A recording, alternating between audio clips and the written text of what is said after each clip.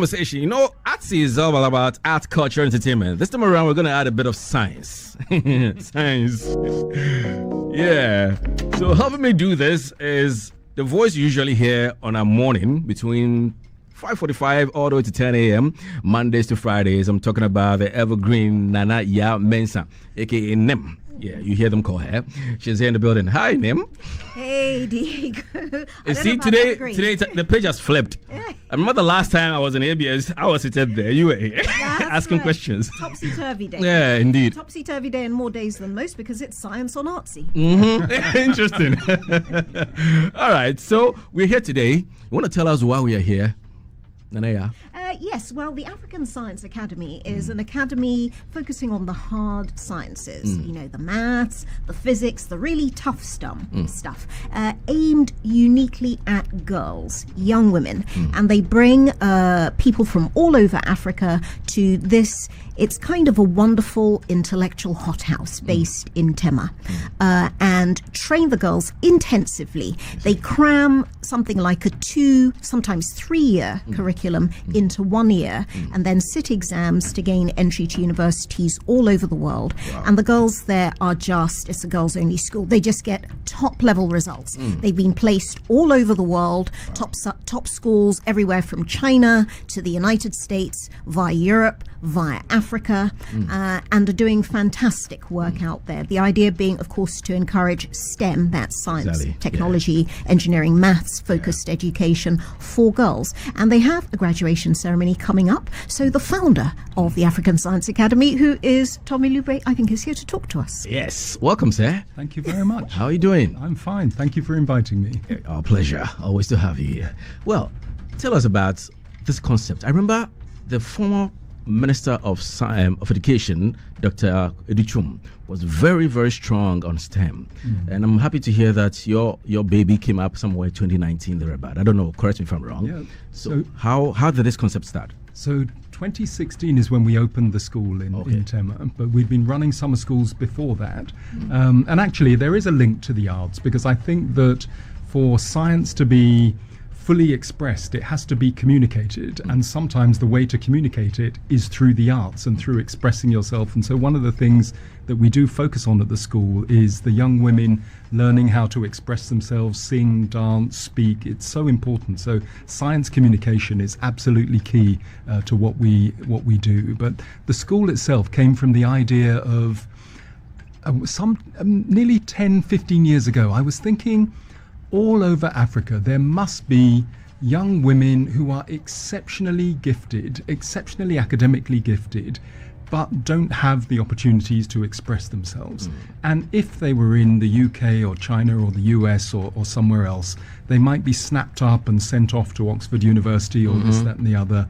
But in other parts of Africa, they might just not have the opportunity. So I said, okay, let me create a school that is designed for young women like that. If you literally had the brain power of Albert Einstein, but you came from northern Wale somewhere, just somewhere, you know, and you didn't come from a family that really embraced education, or maybe they did but they didn't have the means, then that amazing talent might be wasted. So we search across the entire continent, really across. We have girls right now from 10 or more different countries, and we bring them into our program, and they learn, and they do maths and physics and computer science and artificial intelligence, and they get Cambridge International A levels, and you know, even though we do it in 1 year, we're one of the top performing schools in the whole of Ghana, if not the whole of Africa. And then they get snapped up by universities all over the world. And of course, we cover 100% of their fees. We cover all their fees, everything, every fees, travel, you know, uniforms. They don't pay a penny, because we just want to lift off all the challenges. You know, when you have diamonds like that, you just want to get everything out the way so that they can shine, and that's what we're trying to do. Wow, but that's a lot of money in there. It is. How are you managing? So, you've been speaking to my wife. That's a lot of money. So you know, obviously I put a lot of money in myself and to keep it going, but But over time, what started to happen is that other donors have started to realize that we're doing something really unique. Yeah, real impact, really unique. There just isn't another school like it. Sometimes people have said to me they didn't realize that a school like this was here in Ghana, and they just didn't know it was there. People just don't know of its existence. Yeah. I mean, we're very lucky that we featured Sir Tom Ilube on Sunday night here on Asase in the past, and we featured the African Science Academy and some of your students, in fact, on the Asase Breakfast Show in the past too.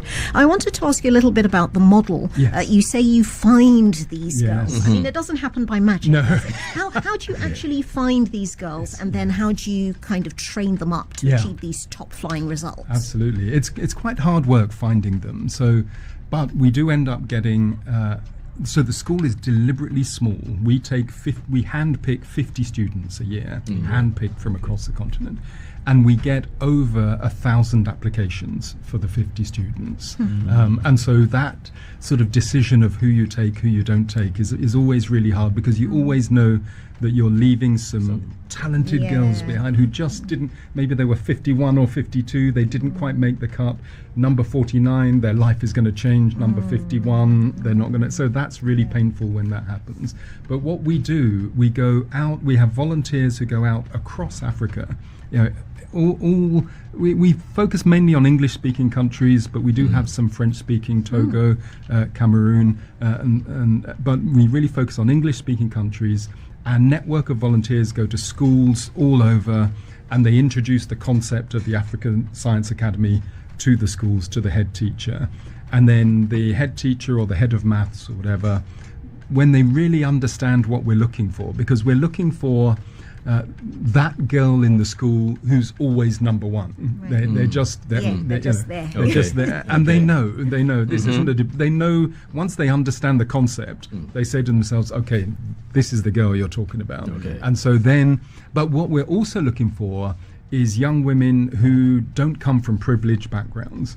So if they're very bright, but their parents can afford to pay everything, then fine, they can go ahead. We're looking for the ones that are very bright, but they come from underprivileged backgrounds. So that's what we look for, and then we get them to apply. They do sit a test because we want to see where they are, but the test is quite careful in the sense that if you've gone to a school, maybe there wasn't a very strong school, your test scores might not be as high as someone who's been to a very strong school, but we might still know that to get that score from that school is really impressive. So there's something about you. So we'll focus on those, and then we do an interview, because we want to, when they come to us, as you said, that year is quite an intense year. They have to bond quickly. Most of them will never have traveled outside their country or their town or whatever, so it's a completely new environment. The intensity of what we're doing, the speed at which we move. So we're looking for people, young people with personality and drive, as well as the academic giftedness. Because someone was saying to me the other day, the definition of genius is brilliance that makes a difference in the world. You know, it's not enough to just be brilliant in your own room and nobody knows. So we want people who can really absorb all of this learning and then go into the world and have an impact. What level of education do you target? Is it those out of JSS or senior high? So it's effectively it's after senior high. Okay. So we are doing the Cambridge International A-levels because what we want to do is to give them a qualification that opens university doors all over the world. And we know that qualification will definitely do that. But usually you do the Cambridge International A-level in 2 years. That's the normal thing around the world. Everyone does it in 2 years. But we do it in 1 year. So we do it in half the time. Our students, our girls, do it in half the time of almost every other school in the world, not just in Ghana or anywhere. Everyone does it in 2 years. But these girls must be sharks. They're extremely brilliant. They're brilliant. They're amazing. They are. 1 year? 1 year. They do maths, further maths, and physics in 1 year. Further maths. Further maths. Further maths and Not physics. me. I need 2 years. Maybe they got some of us 5 years. So these girls, I mean, for the Cambridge course, they should be coming from a fairly good financial home. Yeah, no, they're coming from very basic, Very basic. very basic. But they're they're naturally. It's like I said, they're rough diamonds sometimes. They're naturally brilliant, but they haven't had the experience, the teachers that we have, all Ghanaian teachers, by the way. We're not flying in expatriates. So we're looking for excellent Ghanaian teachers who love teaching these girls because it's a pleasure to teach them. You tell them once, they know, they understand straight away, and then they're asking questions and challenging and so forth. This must be expensive. Exactly what I said earlier. You see, there's something I've noticed about companies or individuals who do ice-breaking stuff. They tend to be quiet about it and want to do it all alone. I don't have £50,000 to give you to support this. But maybe if you put me in a subscription, let's say 100 cedis a month, could make good enough to buy water for the kids. That's but true. He's not aware. He's not aware. Yeah. He's not aware. Yeah. So how do we I'm thinking the more public you make it, also might derail some of the things it's doing. It won't, because there are KPIs for those who are enrolled in the school. There's a standard. Well, you can't beat it. Well. So we are 51. But because you miss it by a small mark doesn't mean you're going to be up among the 50. So letting the whole world know about it is not going to change or water down your key metrics for the student. But I'm saying that in terms of support, maybe you have some big corporate institutions. Elon Musk is your friend, I don't know. Elon Musk is yesterday's news. Donald Trump's best friend. Interesting you should mention Elon Musk, because of course Tom Ilube comes from a tech background himself. That's how he made his career, made his mark on the world, made his impact through science. And I wanted to ask you a little bit about that. I mean, so clearly these are go-getting girls who you give them the tools to be able to go out and make an impact. Now you're coming up to your 10th year next year, 2026, and I mean it's a feat to have stayed in there, maintaining such a model for such a long time. How do you hope, moving forward over, say, the next 10 years after that, do you hope the graduates of the African Science Academy are going to make an impact on the big world? Yeah. So it's a really, really good question. So I believe quite strongly that in order to make a big impact, you don't always have to do something big. A small intervention can ripple and cause a big impact. And in science, that is called the butterfly effect.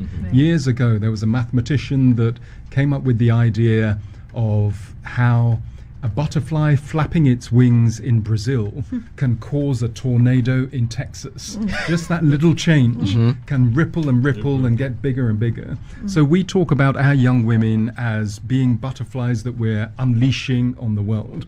And we don't know where that impact will come, but we know that it will come. I mean, we now have had, over the last 9 years, 10 years next year, we've had several hundred girls go through, and they've gone through, and then they've gone to universities. As was said earlier, they've gone to universities in the US, in Canada, in Hong Kong, South Korea, Australia, Mauritius, UK, and all over Africa as well. And they're all doing computer science, software engineering, mathematics, architecture, etc.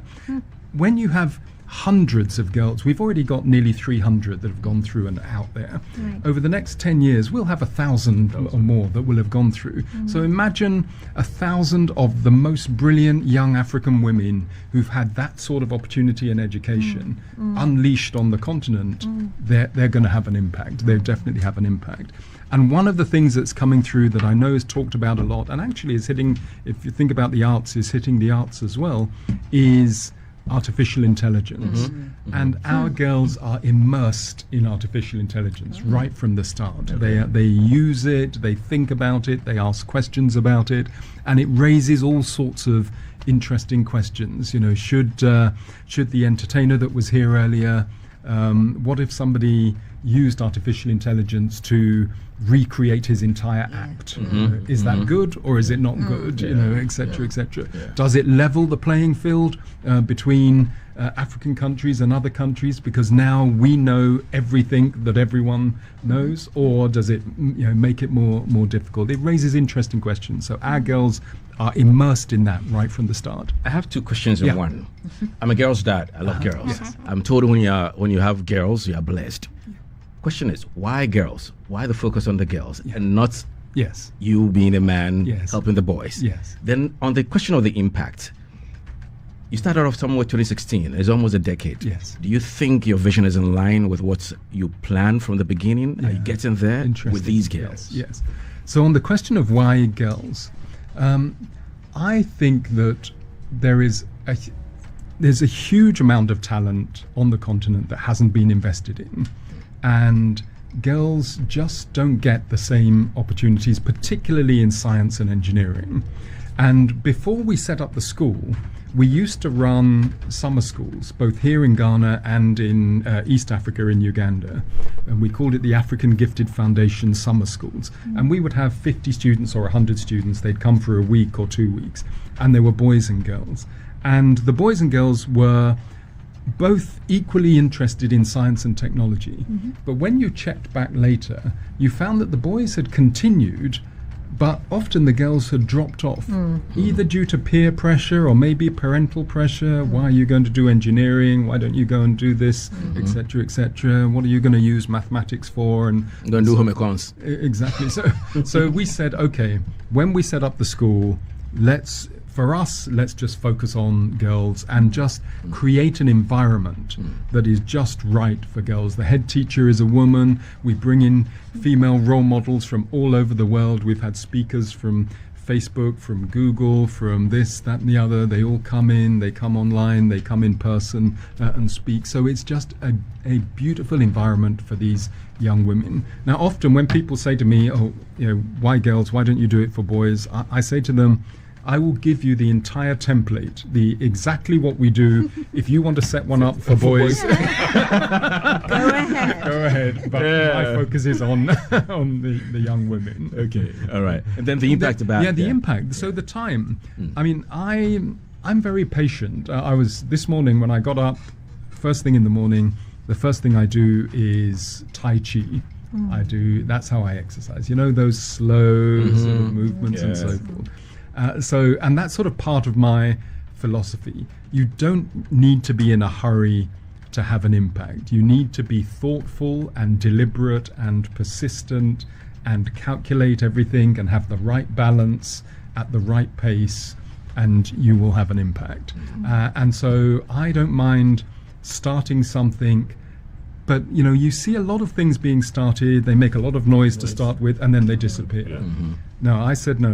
We're not going to do it like that. We'll just start gently, steady, and we will just grow and grow. And the key thing is the quality. Year after year after year, the quality has to be absolutely outstanding. So everyone needs to know that if you meet a young woman at university or wherever, and she says, "I went to the Africa Science Academy," you know what she was like. You said, wow, okay, I know. It doesn't matter whether you went 10 years ago or today, you know the standard she must have been to get there. So that's our approach. Now that we're expanding, we're getting a bit bigger, we get so many applications now. As I said, 1,000 applications for 50 places. We are going to expand the numbers, but not huge, maybe up to about 100 or so. But to do that, we need to build. So we have some land, we've raised the money, we're going to start a building project over the next year or so, and we'll be opening the doors of a bigger campus, and then we will never be a big school, because we're working with particular types of young women, so we need to just focus on them. All right. Now, so Tom, your own journey has been a tremendous one. You're British Nigerian. You grew up in Nigeria, moved back to the UK. He doesn't have the accent. Why? I didn't grow up. I started off in Britain. And I should tell you, my Nigerian friends aren't very happy that my school is in Ghana. Yes, more of the Ghana-Nigeria rivalry there. But you've had a tremendous career in technology. You've been named CBE. You've been on the boards of everything from the BBC to, to chair of the Rugby Football Union. And recently, well, just last year, you got named chair of what was the Prince's Trust, is now the King's Trust, of course, as in Prince Charles, now King Charles. Any hope for how there might be some crossover in roles there, or what does it mean to you being on the King's Trust now? It's a real honour. I mean, it's a huge a hugely important charity. King Charles set up the King's Trust 49 years ago. So it's having its 50th anniversary next year, and it works with young people on battling youth unemployment.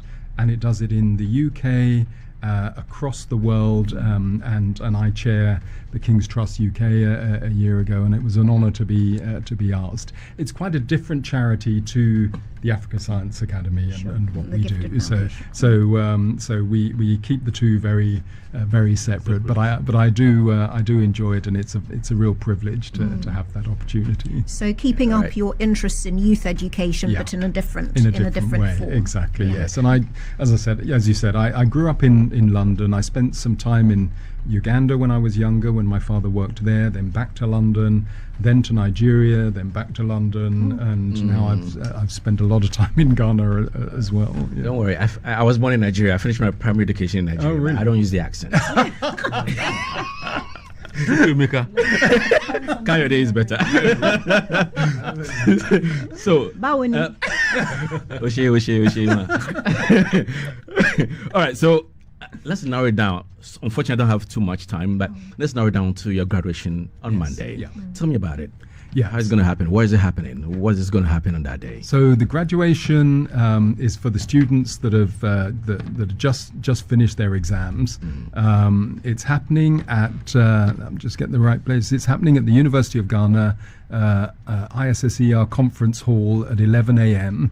It will also be online as well. The students come, obviously all the staff, lots of supporters. Some have come from the UK, some from the US, and the parents come as well. And our graduation ceremonies are joyous. They're just good fun. They're lovely. Again, back to the link with the arts. Our young women are not the sort of young women you would think when you hear further maths, physics.